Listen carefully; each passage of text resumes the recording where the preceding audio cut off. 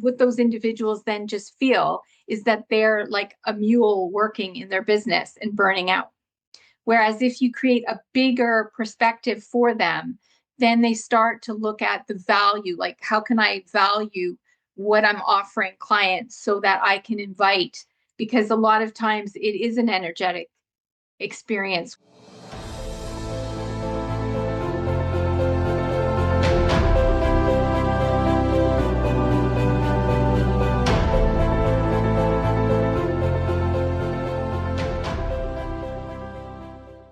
Hello everyone, I'm Giada from School of Shamanism and welcome to my podcast and YouTube podcast, Walking in Between Worlds. And today I'm here with Joanna Crow. I've got the pleasure to have her as a guest on my podcast. Welcome, Joanna. Would you like to let us know a little bit about what is that you do in life and what are the worlds that you are walking in between? Sure. So I run a part-time accountancy and bookkeeping practice called Mindful Money. And the reason it's part-time is I'm also a full-time carer to my son who is autistic and ADHD and also has, severe social anxiety. So he he avoids going to school. So I am working with him a lot on that. And then I also run an online wellness business as well. Yes, beautiful. And so, how do you manage to wear the different hats in your life? Of course, it comes in a natural way because life is all about wearing different hats. But how do you manage to do that? And what would it be your advice for people who have different hats as well? So that's a good question.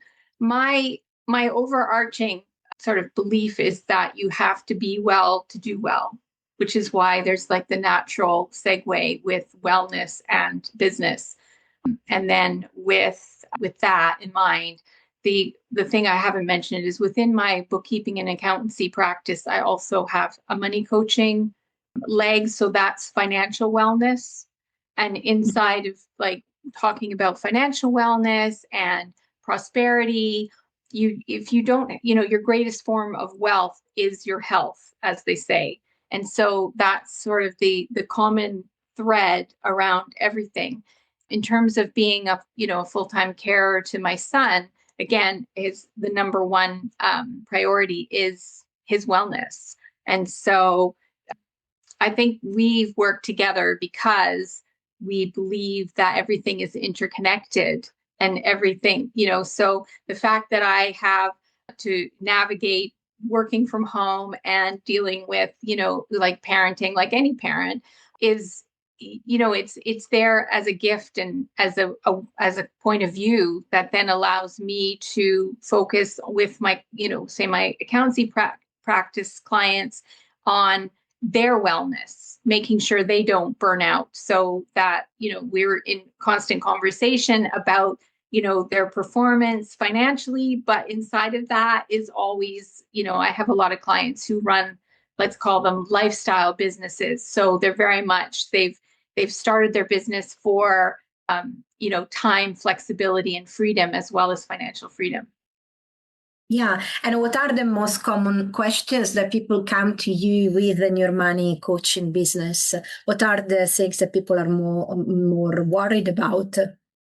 I think it's more, so my angle is the money personalities, so the behavioral aspects of money. Can you explain what does a money personality is? Yeah, so I'll probably part of my explanation will involve me explaining how I came to it, because it's a great illustration of how you see it in action. Is that I used to work in corporate finance, and so the projections that you do in corporate finance, the management reporting, etc., for a publicly traded company requires that your projections are as accurate as possible. So if you're conservative, then you've got to, so I have a director who's conservative, I would have to adjust accordingly based on how they, that they had a tendency to be more conservative in terms of their projections. And then obviously the other side, where someone is wildly confident that they're going to overachieve. And it's because you're trying to get to that sweet spot accuracy, because for a publicly traded company, their share prices were dependent on that. And that's when I started noticing when I was doing, obviously the first few months I was doing it, I was allowing the directors to, give me the numbers. And then I noticed, because pattern recognition is a big thing for me and my ADHD, and I noticed that this person tended to be, very confident in their numbers and not achieve them. And then somebody else would be very conservative and then would like overachieve. And so then we started to, adjust. And then when I moved to the UK in 2003, I came across this book that was by Dr. Kathleen Gurney, which was called Money Max, which was money personality profiling and money, the psychology of money. And that's when I recognized that was what I had been doing and dealing with. And then from there I've just had this, this 20 plus years of really being interested in what drives people to, like some people can be so good in business with not just like they're like very organized and they've got their numbers all, all sussed out. And then you've got other people who might, they feel like they're more scattered, but actually it's not to make a judgment call that the person who's more organized is quote unquote better. It's just that they've got different gifts and skills that come into the money conversation than say somebody who's maybe more creative and has, can think outside the box, and yet their, organization of their finances need more help. So in terms of money coaching, the thing that most people come to me with is decluttering their money and understanding why they are either not able to earn, they're not able to save. I used to be an IFA, so they would then say, why can't, what's preventing them from investing? Although I don't really talk about investing with, I'm not qualified to do that anymore. And then also, So how do you help them in this blockage of earning, this blockage of allowing the flow to come in? From, let's say, from an energetic point of view, from an holistic point of view. I think one thing that people like, if you can't imagine a future, then like that's the biggest thing I think I found when I was doing IFA work, actually, independent financial advice for people who don't know what IFA is that people won't save for their future if they don't know what that future is. So same about earning. If you're just working, you're just constantly in the present and you don't have like a role model future self to be like, this is where you're inviting money in from the universe, to be a bit woo woo, and you are going to be a steward of that money to then these are the the things that you want to spend on, then there's no connection. So what those individuals then just feel is that they're like a mule working in their business and burning out.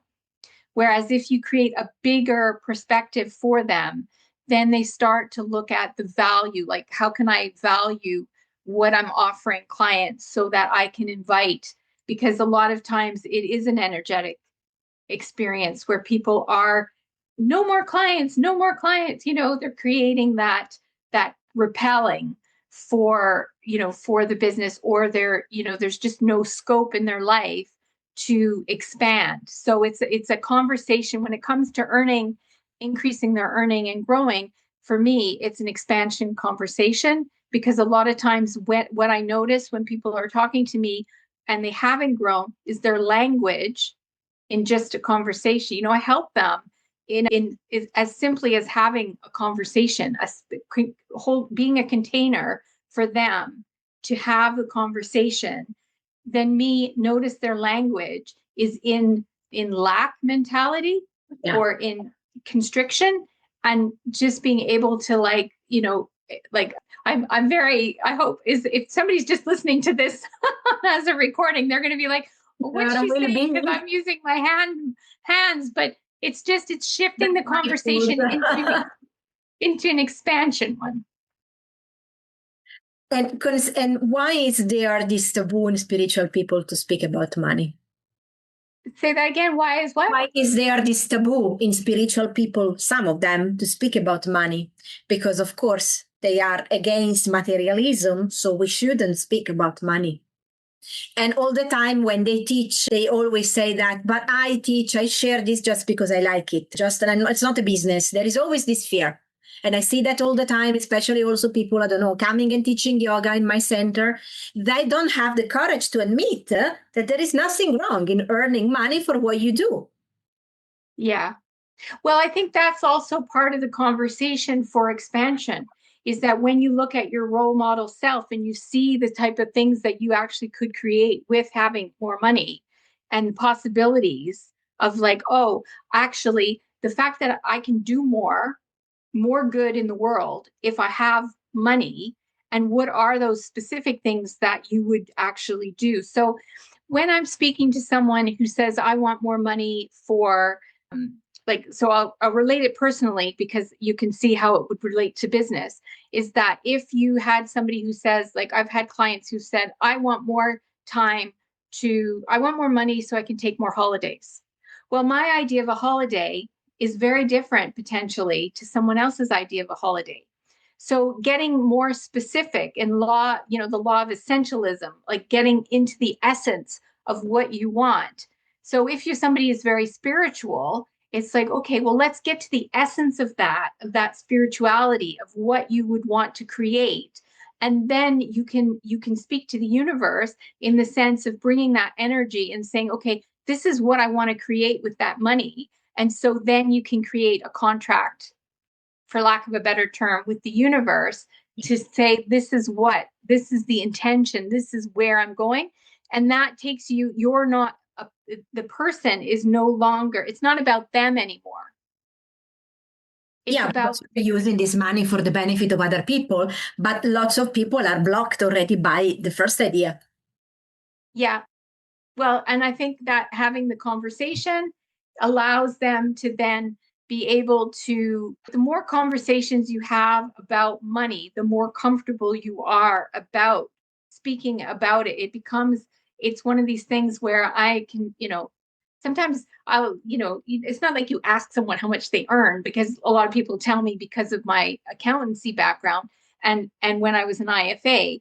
But you can also have conversations around money that are closed in the sense that you don't have to divulge anything about your money. I used to run a workshop called Money Matters. And that was what I would say is, whilst we're talking about money, you're getting used to the notion, but just know that you can share without actually divulging any information, because it doesn't actually matter what somebody makes. It's not, comparison is the thief of joy. It's like where you are in your life. But a lot of people, I find, don't even ever have that conversation. Yeah. Plus, another blockage that spiritual people have is to charge how much is going to charge. So that's why if they charge something and they go over the blockage of not running things for free, they charge very little to make things affordable. But by doing that, which is great, you don't make things affordable for yourself because you're not able to sustain your life. So I always say it's always better to have scale.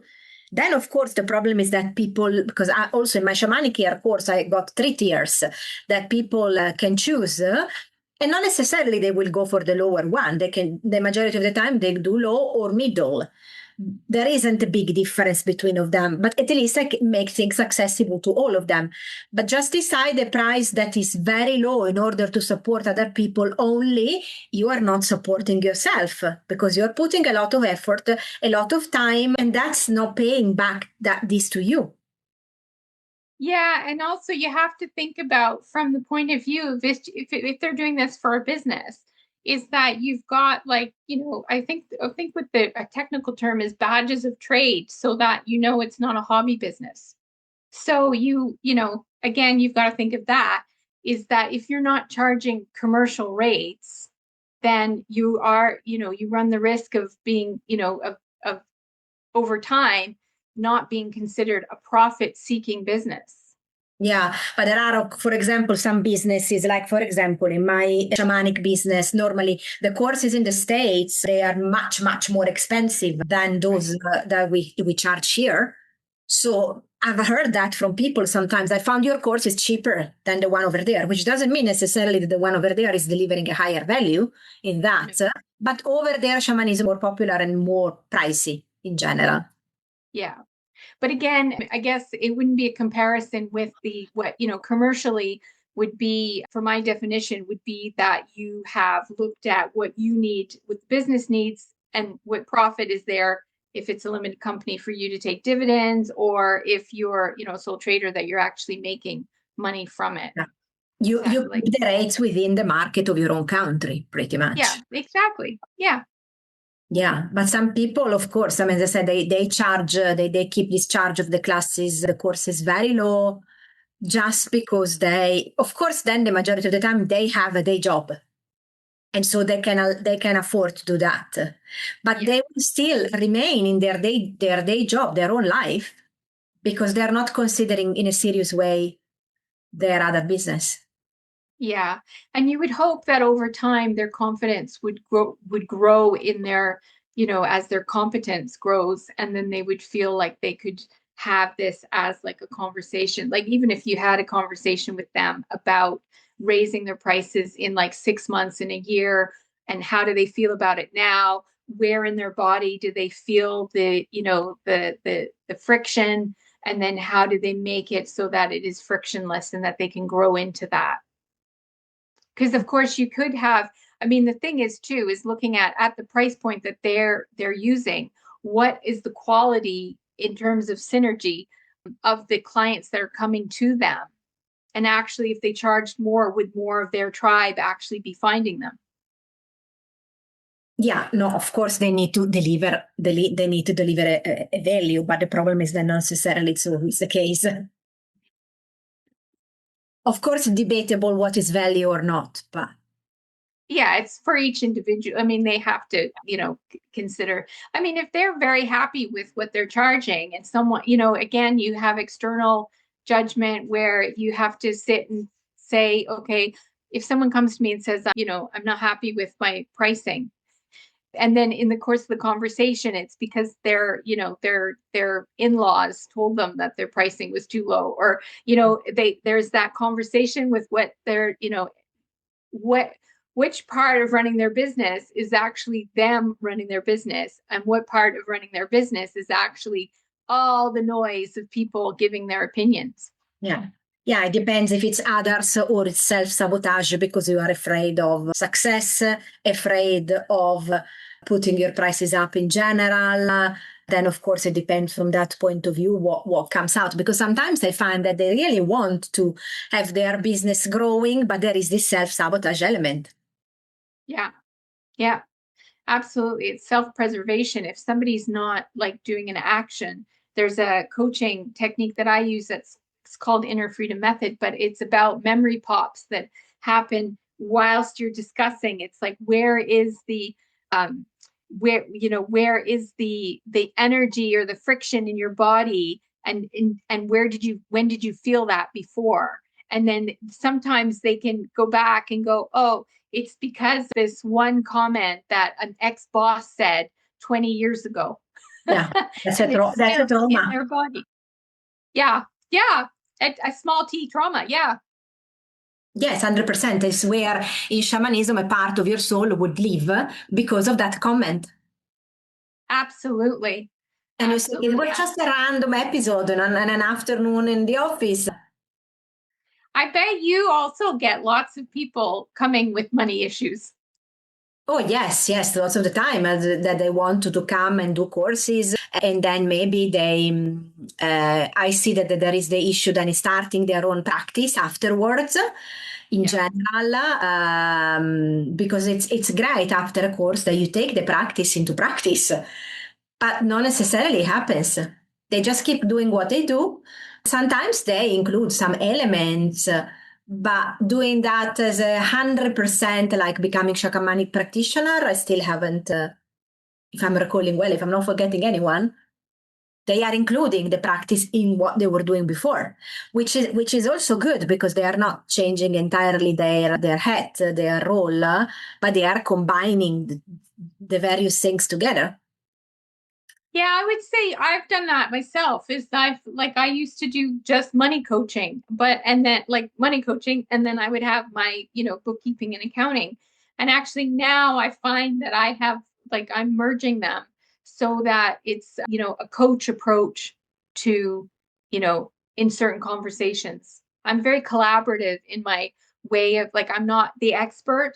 I'm always like, okay, it's your life, so let's talk to me about your life, because that, through the talking, is the gateway for the person to understand their, strategies and whatnot. Now, of course, how we equate that to, like, tax savings or a tax strategy or organizing your bookkeeping, I mean, that, is that comes into play. And then obviously I weigh in with information and advice, but it all kind of happens in that approach. So maybe that's what the shamanic course for them is, that they're just bringing it in to have a shamanic approach to what they're doing, which is also fantastic.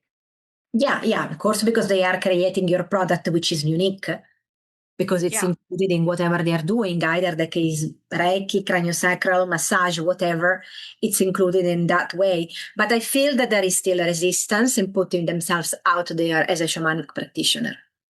Yeah.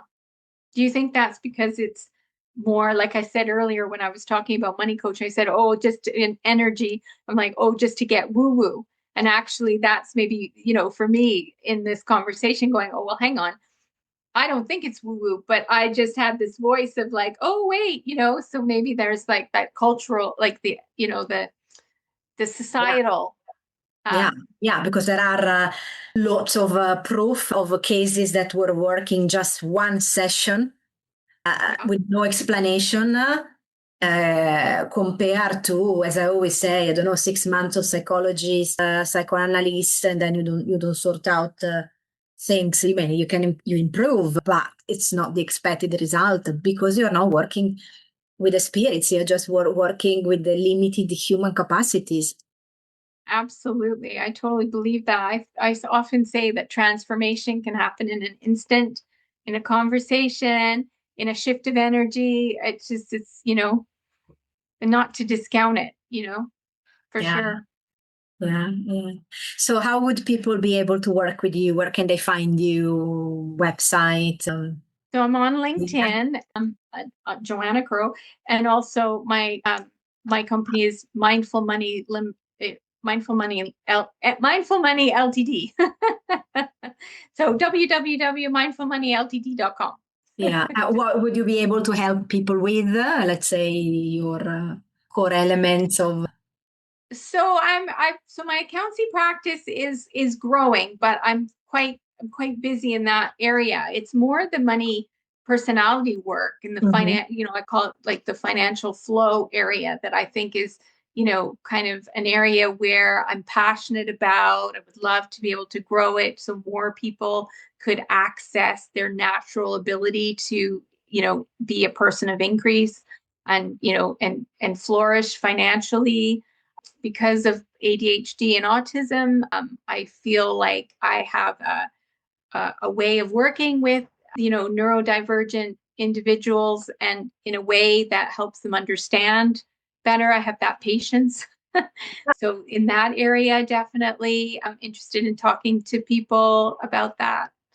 And then, and that's pretty Wonderful. much it. Thanks so much. I'm thinking that there is a lot of need of approaching and entering into this conversation in this how to sort out this element of the lack in order to embrace a more culture of receiving. Yeah. And also, some people talk to me before they go and talk to their IFA because they want to get it sorted in their head before they then bring it to, like, the expert who's going to actually tailor products for them and give them, kind of financial life, events in terms of investing in pensions and savings plans and stuff. So for individuals who, aren't necessarily business owners, they can contact me for that as well. Wonderful. Thanks so much for your time, Joanna. And I'm looking forward to have another conversation in a few months in maybe a new help, a new service that you're launching or something that can still help more people. Excellent. Sounds good. Thank you. Thank you so much.